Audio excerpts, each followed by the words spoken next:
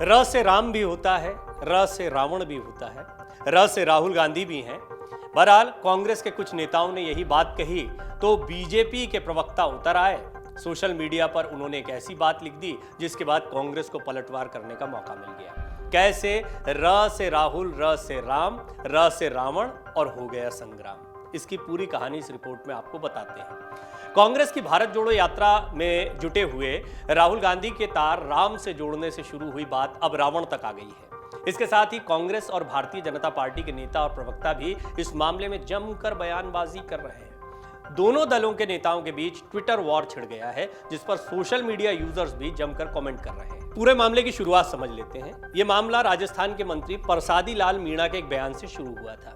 दरअसल परसादी लाल मीणा ने राहुल की पदयात्रा को भगवान राम की अयोध्या से श्रीलंका तक की यात्रा से भी बड़ा बताया।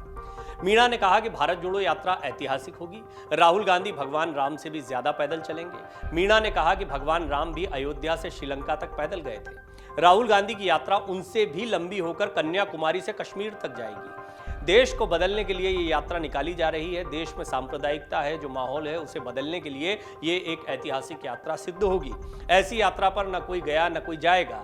मंत्री ने अपने बयान में आगे कहा कि देश में जैसा माहौल है, सांप्रदायिकता का वातावरण बन गया है, उसमें राहुल गांधी देश जोड़ने का काम करने वाले हैं। इतनी लंबी पदयात्रा न कभी निकली और न आगे कोई निकाल पाएगा। इसके बाद महाराष्ट्र कांग्रेस के प्रमुख नाना पटोले ने भी परसादी लाल मीणा के बयान का समर्थन किया और भगवान राम और राहुल के नाम को लेकर संयोग बताया। नाना पटोले ने कहा कि राहुल गांधी के नाम और राम के नाम में आर शब्द की समानता है।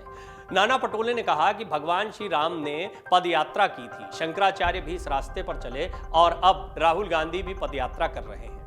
लोग उनसे जुड़ रहे हैं, इसलिए ये भगवान के साथ उनकी तुलना नहीं बल्कि एक संयोग है। इसके साथ ही उन्होंने भाजपा पर निशाना भी साधा। पटोले ने कहा कि राम व राहुल के नाम में आर होना एक संयोग है, लेकिन हम भगवान राम की तुलना राहुल गांधी से नहीं कर रहे हैं। उन्होंने आगे कहा कि नेताओं की तुलना भगवान से करने का काम भाजपा नेता करते हैं। कांग्रेस नेता ने कहा कि राहुल गांधी एक इंसान है और वो मानवता के लिए काम कर रहे हैं, देश के लिए काम कर रहे हैं। अब इस पूरी बयानबाजी में भाजपा की कैसे एंट्री हुई वो भी समझिए। पूरे मामले में भाजपा प्रवक्ता गौरव भाटिया की एंट्री हुई। गौरव भाटिया ने एक ट्वीट में लिखा, र से राहुल और र से राम बोलने वालों को समझना चाहिए र से रावण भी होता है। इसे लेकर कांग्रेस नेताओं ने भी ट्वीट शुरू कर दिए। बीजेपी नेता के ट्वीट पर कांग्रेस नेताओं ने पलटवार करना शुरू कर दिया। कांग्रेस को एक बड़ा मौका मिल गया और यह राहुल गांधी पर बड़ा हमला था। और अभी तक देखा गया कि भारत जोड़ो यात्रा के दौरान जब जब बीजेपी की तरफ से हमला हुआ, वार हुआ है, तो जबरदस्त पलटवार कांग्रेस की तरफ से हुआ है। राज्यसभा सांसद इमरान प्रतापगढ़ी ने अपने ट्वीट में लिख दिया, प्रिय गौरव जी, ग से गधा भी होता है। वहीं रागिनी नायक ने ट्वीट किया, जाकी रही भावना जैसी, रावण राज चलाने वाली विचारधारा के अंध भक्तों को तो राम में भी मरा ही दिखाई देगा। वहीं कांग्रेस नेता मुकेश भाकर ने लिखा, भाटिया जी, आपकी भावनाएं और सोच आपके शब्दों से समझ सकते हैं देश के नौजवान, इसके अलावा आप सोच भी क्या सकते हो। एक के बाद एक कांग्रेस के कई नेताओं ने कड़े ट्वीट किए, लेकिन शुरुआत बीजेपी की तरफ से हुई, क्योंकि उन्होंने र से राम, र से राहुल कहने वालों को समझना चाहिए र से रावण भी होता है। इशारों इशारों में क्या गौरव भाटिया र से राहुल, र से रावण को कंपेयर कर रहे थे?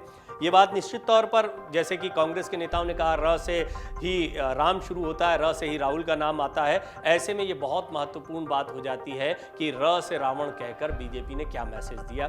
क्या ये ट्वीट उल्टा पड़ गया बीजेपी पर? आप इस पर अपनी राय जरूर लिखें। आपको क्या लगता है कि बीजेपी का इस तरह से हमला करना, वो भी राहुल गांधी पर?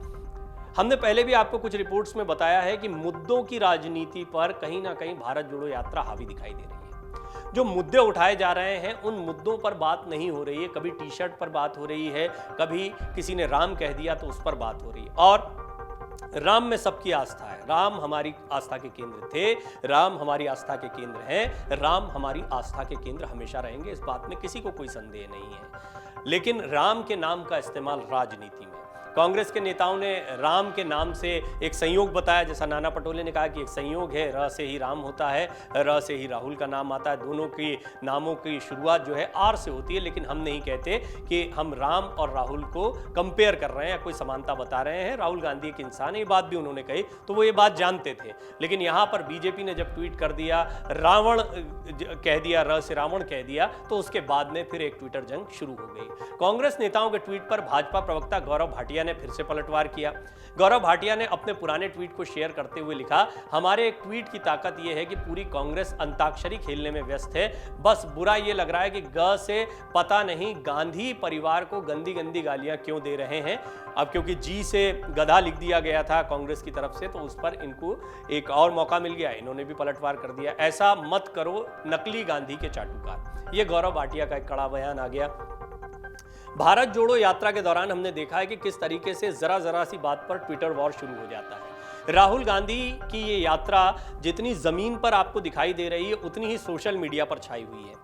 हैरानी की बात अब कई लोगों को लग सकती है कि राहुल गांधी को लेकर सोशल मीडिया पर जो इमेज थी वो पूरी तरह से बदल गई है। भारत जोड़ो यात्रा को लेकर कई पॉजिटिव बातें जो हैं अब वो शेयर की जा रही हैं। धीरे धीरे मीडिया की जितनी बहस हो रही है उनका रुख बदल रहा है। ये बताया जा रहा है कि क्या बीजेपी घबरा गई है राहुल गांधी की इस पदयात्रा से, इसमें कोई दो राय नहीं है। पदयात्रा का इम्पैक्ट तो हो रहा है, कहीं ना कहीं बीजेपी में खलबली देखने को मिल रही है। बहरहाल कांग्रेस को अब मौके मिल रहे हैं कि वो एक के बाद एक ट्विटर पर हो या सोशल मीडिया के अन्य प्लेटफॉर्म्स हो, वहां पर बीजेपी को घेरने का काम करे। लिहाजा ये एक और र से राम, र से राहुल और र से रावण की जंग शुरू हो गई। इसमें गौरव भाटिया के एक ट्वीट के बाद में फिर कांग्रेस के नेता एक के बाद एक उतर आए। एक गौर करने वाली बात है, हमने देखा है कि कुछ ही मुद्दे हैं जिन पर बीजेपी के बहुत से नेताओं ने ट्वीट किए हों, वरना ज़्यादातर जो ट्वीट्स हुए हैं वो पर्सनलाइज्ड हुए हैं। चाहे स्मृति ईरानी ने कुछ कहा हो, चाहे संबित पात्रा ने कुछ कहा हो, चाहे गौरव भाटिया ने कुछ कहा हो, ये लोग जो लिखते हैं इसका समर्थन करते हुए अन्य बीजेपी के नेता नहीं दिखते हैं। और ये देखा जाता है कि इस पर क्या रिस्पॉन्स मिलता है। जब ये ट्वीट भारी पड़ जाते हैं या इन पर पलटवार भारी पड़ जाता है, तो हम देखते हैं कि बाकी लोग इस जंग में नहीं उतरते हैं। ये कहना गलत नहीं होगा कि सोशल मीडिया पर कहीं ना कहीं बीजेपी को कई बार बैकफुट पर जाना पड़ रहा है। बहरहाल एक नई बहस शुरू हो गई है। इस सब के बीच में राहुल गांधी की यात्रा चल रही है। ना तो यात्रा में ये मुद्दा उठा, ना राहुल गांधी ने इस मुद्दे पर कुछ कहा है, लेकिन कुछ नेताओं के बयान के बाद में राहुल गांधी को इस पूरे विवाद में या इस पूरी बातचीत में घसीटने की कोशिश की गई। राहुल की ये यात्रा अभी लगातार आगे बढ़ रही है, आंध्र प्रदेश में पहुंच चुकी है और कर्नाटक में बहुत लंबी यात्रा रही है। कर्नाटक की इस यात्रा से बहुत उम्मीदें कांग्रेस को है कि वो विधानसभा चुनाव में अच्छा प्रदर्शन कर पाएंगे। इस सब के बीच में अब बीजेपी भी मुस्तैद हो गई है। बीजेपी जानती है कि राहुल गांधी और उनकी इस यात्रा को हल्के में नहीं लिया जा सकता, लेकिन परिणाम क्या निकलते हैं, खास तौर पर आगामी विधानसभा चुनाव पर ही कितना इम्पैक्ट पड़ता है, फिर 2024 को लेकर यात्रा की क्या तैयारियां रहती हैं, ये थोड़ा दूर की कौड़ी है। निश्चित तौर पर अभी जो यात्रा को शुरुआती रिस्पॉन्स मिला है उससे कांग्रेस और कांग्रेस के कार्यकर्ता उत्साहित दिख रहे हैं और आने वाले दिनों में बहुत मुमकिन है कि इसी तरह से जनता से संवाद करने का राहुल गांधी का कार्यक्रम आगे बढ़ता रहे। डाउनलोड करें अमर उजाला ऐप और पाएं खबरें लगातार। अगर आप ये वीडियो YouTube पर देख रहे हैं तो हमारे चैनल को सब्सक्राइब करें और बेल आइकन को दबाना ना भूलें। अगर आप Facebook पर ये वीडियो देख रहे हैं तो हमारे पेज को लाइक करें।